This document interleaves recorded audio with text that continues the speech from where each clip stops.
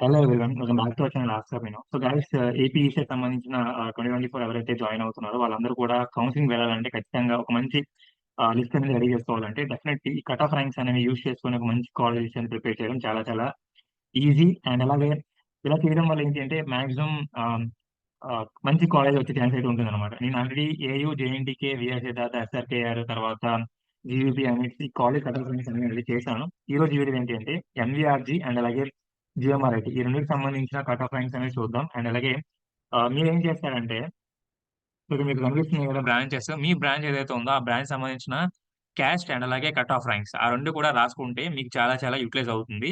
నేను ఫైనల్ గా ఏదైతే అన్ని కట్ ఆఫ్ ర్యాంక్స్ అనేవి కంప్లీట్ చేసిన తర్వాత ఒక వీడియో అయితే పెడతాను అనమాట. సో ఆ వీడియో బేస్ చేసుకొని మీరు మంచి లిస్ట్ అనేది ప్రిపేర్ చేసుకుంటే చాలా చాలా బెనిఫిషియల్ అవుతుంది మీకు final at the time of counselling అనమాట. ఓకేనా?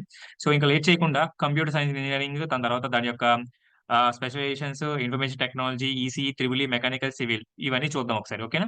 సో కంప్యూటర్ సైన్స్ ఇంజనీరింగ్ చూద్దాం.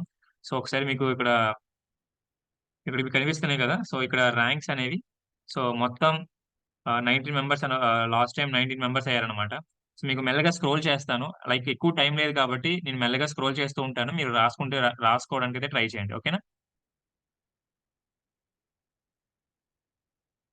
సో ఇవి 19 మెంబర్స్ అనమాట. సో నెక్స్ట్ స్పెషలైజేషన్స్ ఏవైతే ఉన్నాయో అవి చూద్దాం. Data science, machine learning. ఓకేనా? So data science, machine learning ఇవన్నీ చూద్దాం. సో డేటా సైన్స్‌లో ఓన్లీ 6 మెంబర్స్ మాత్రమే. తర్వాత మెషిన్ లెర్నింగ్. సో మెషిన్ లెర్నింగ్‌లో ఓన్లీ 7 మెంబర్స్ మాత్రమే. రాసుకోండి. ఇంకేమున్నాయి? కంప్యూటర్ సైన్స్, ఇన్ఫర్మేషన్ టెక్నాలజీ చూద్దాం. సో ఐ థింక్ ఇన్ఫర్మేషన్ టెక్నాలజీలో 14 మెంబర్స్ ఉన్నారు. సో 14 మెంబర్స్ మీకు మెల్లగా స్క్రోల్ చేస్తాను. చూడండి.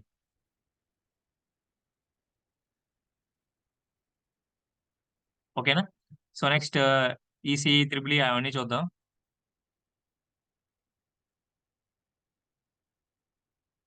ఇది ఈసీఈ.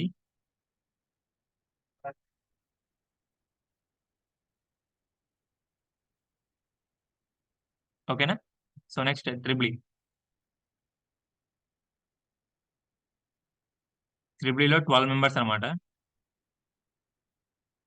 స్పాట్ అడ్మిషన్స్ అనేవి మీరు రాయాల్సిన అవసరం లేదు. స్పాట్ అడ్మిషన్స్ గురించి మీకు అనవసరం అనమాట. సో రిమైనింగ్ ఏవైతే ఉన్నాయో మీ క్యాస్ట్ సంబంధించింది అవి మాత్రమే రాయండి. ఓకేనా? సో ఇది electrical. And coming to mechanical. So I think mechanical ఎక్కువ మంది ఉండొచ్చు. 30 మెంబర్స్ అనమాట మెకానికల్‌లో. సో మెకానికల్‌లో 30 మెంబర్స్ కాబట్టి ఒకసారి మెల్లగా స్క్రోల్ చేస్తూ ఉంటాను. స్క్రీన్ షాట్ ఆర్ ఎల్స్ రాసుకుంటే రాసుకోండి.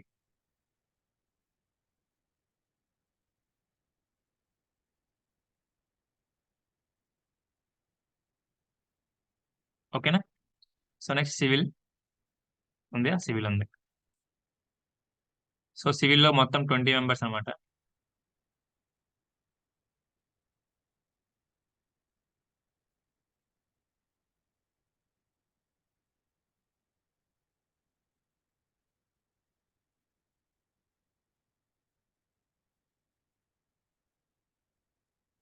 ఓకేనా? సో ఇవి ఎంవీజీఆర్ సంబంధించిన కాలేజ్ కట్ ఆఫ్ ర్యాంక్స్.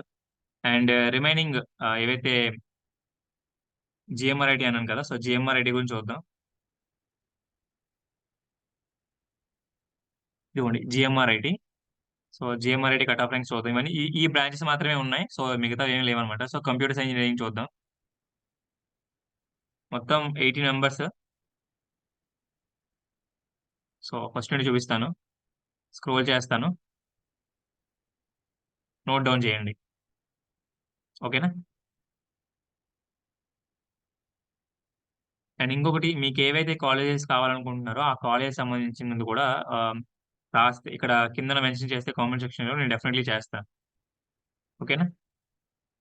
తర్వాత ఆర్టిఫిషియల్ ఇంటెలిజెన్స్, మెషిన్ లెర్నింగ్ అయిపోయింది. సో ఇది ఆర్టిఫిషియల్ ఇంటెలిజెన్స్. ఓకేనా? So next electronics and communication engineering. సరే ఐటీ చూద్దాం ఐటీ. సో ఇది ఐటీ అనమాట.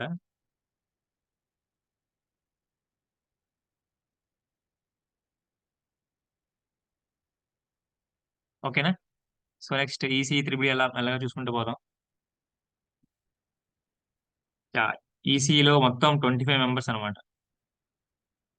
సో అందులో స్పాట్ ఇన్ఫర్మేషన్స్ కూడా కొన్ని ఉన్నాయి. స్పాట్ ఇన్ఫర్మేషన్స్ అనేవి మీరు రాసుకోవాల్సిన అవసరం లేదు. రిమైనింగ్ మాత్రం రాసుకుంటే చాలు.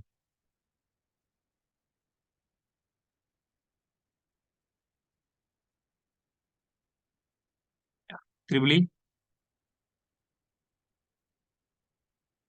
సో మొత్తం 14 మెంబర్స్.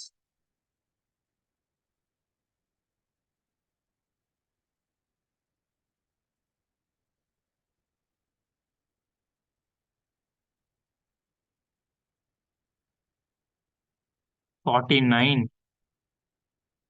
మెకానికల్ 49. మాక్సిమం ఎక్కువ స్పాట్ ఇన్ఫర్మేషన్స్ ఉంటాయి. అది చూసి కంగారు పడాల్సిన అవసరం లేదు.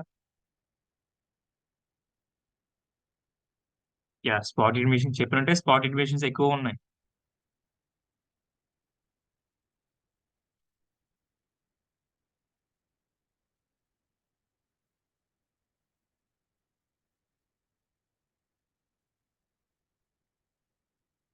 ఓకేనా? Next civil engineering.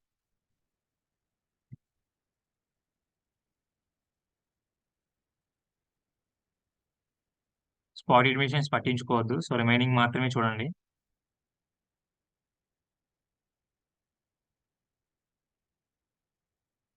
ఓకేనా? సో ఇవి జిఎంఆర్ ఐటీ అండ్ అలాగే ఎంవిజిఆర్ ఈ రెండింటికి సంబంధించిన కట్ ఆఫ్ ర్యాంక్స్ అనేవి బ్రాంచ్ వైజ్ అన్ని చూసాం కాబట్టి ఇఫ్ ఇన్ కేస్ ఎక్కడైనా మిస్ అయి ఉంటే డెఫినెట్లీ బ్యాక్ వెళ్ళి మళ్ళీ రాయడానికి అయితే ట్రై చేయండి. ఓకేనా? నీట్ గా మీకు సంబంధించిన క్యాస్ట్, మీకు సంబంధించిన ర్యాంక్ రెండు కూడా ఒక దగ్గర ఉంటే డెఫినెట్లీ ఇలా కాలేజ్ వైజ్ అన్ని మనం రాసుకుంటే డెఫినెట్లీ మన చేతిలో ఒక మంచి లిస్ట్ అనేది ఉంటుంది కాబట్టి at the end of the counselling మీకు ఈజీగా మంచి లిస్ట్ అనేది ప్రిపేర్ చేసుకుంటారు. మంచి కాలేజ్ జాయిన్ అయ్యే ఛాన్స్ ఎక్కువగా ఉంటాయి అనమాట. ఓకేనా? సో లాస్ట్ ఇయర్ మీ సీనియర్స్ ఎవరైతే చేశారో అలా అయితే మాత్రం చేయొద్దు. ఓకేనా? So thank you watching. జై హింద్.